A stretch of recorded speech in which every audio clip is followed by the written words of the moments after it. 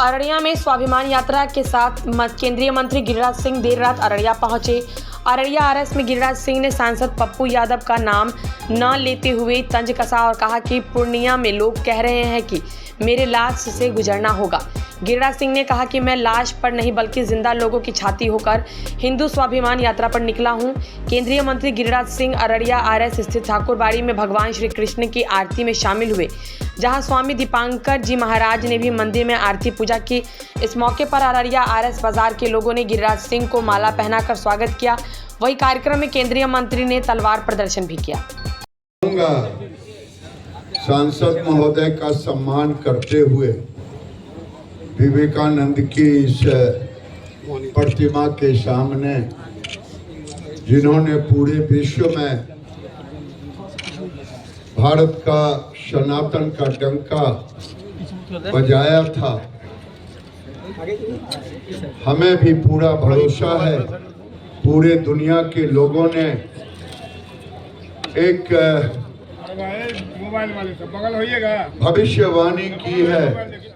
21वीं सदी भारत का है, लेकिन जिस अररिया में हम ये बात बोल रहे हैं, उस अररिया में मैं हर जगह यही कह रहा हूँ, क्योंकि लकड़ी को कोई भी तोड़ सकता, लेकिन उसी लकड़ी का जब गांठ बन जाता है तो किसी की हिम्मत नहीं कि कोई तोड़ सके।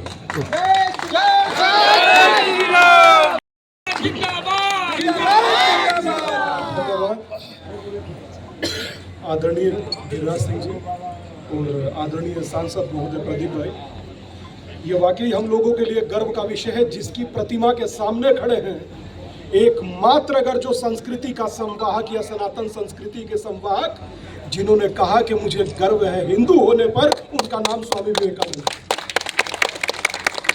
जिन्होंने कहा कि उठो जागो और जब तक दौड़ो, जब तक आपका लक्ष्य पूरा ना हो जाए उसे पा ना लो जिसे चाहो। तो हम लोग उठे हैं, दौड़ रहे हैं, जब तक लक्ष्य पाना ले। आज लक्ष्य ही पाने के लिए आप लोगों के पास आए हैं, और हमारा लक्ष्य आपसे किसी चीज की प्राप्ति नहीं है, आपका संगठित होना, जातियों में ना बंटना, एक हिंदू होना और एक हिंदू होकर गर्व से कहना हम हिंदू हैं, यही हमारा लक्ष्य है।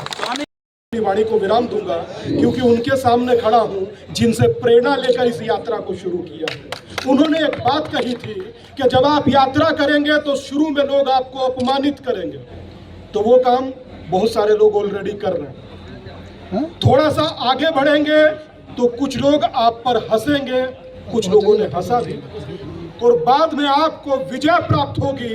तो आज अररिया आकर हमें लग रहा प्रदीप भाई के साथ कि विजय अवश्य प्राप्त होगी।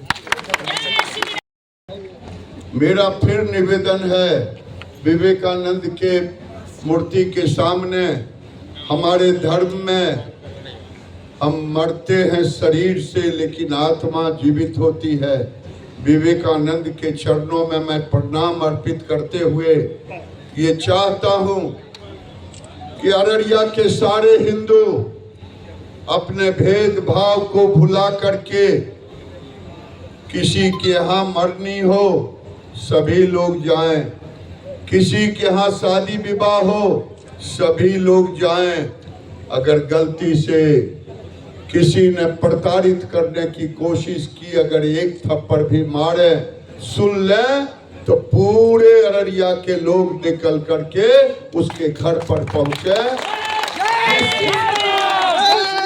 जिस दिन ये होगा, अररिया की धरती पर फिर से विवेकानंद का वो शब्दवाणी गूंजेगा, और शब्दवाणी यही है, हम संगठित हैं तो सुरक्षित हैं, बटोगे तो कटोगे।